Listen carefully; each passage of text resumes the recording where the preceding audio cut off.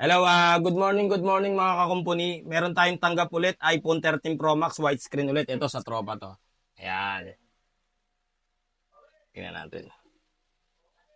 Ayun, makikita nyo widescreen ha. Try ulit natin gawin kung magagawa.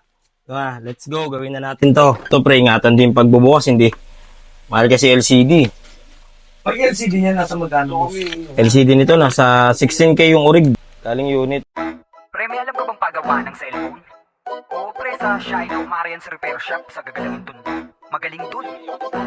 May mga gusto ka bang ipagawa? Cellphone mo na luma o kaya sira?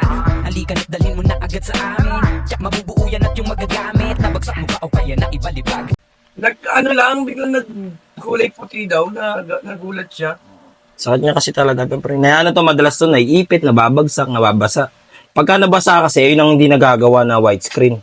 Pag nababasa. Ito, nabasa to sa customer ko nun eh. Ayan, Kaya wala na yan. Eto gamit-gamit, hindi naman nababasa.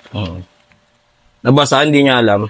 Siguro overheat lang siguro, kaya Masyadong gamit na gamit. gamit na gamit. Hindi bumubukas o ang LCD ay basag. Huwag kang mag-alala kung ang CD mo ay wasak. Basta chika lang at kami nang bahala sa lahat. Wala na magtunog o ang speaker ay mahina. May paraan pa dyan basta sa amin magtiwala. Ayaw din mag-charge, battery ba ay sira na? Pwede natin palitan yan kaya huwag kang mabahala. Kaya relax, maupo ka muna dito sandali. May libre pang merienda at mainit na kape. Huwag ka nang mag-alala kasi andito na kami. Siguradong kalidad ang aming pagkakupuni.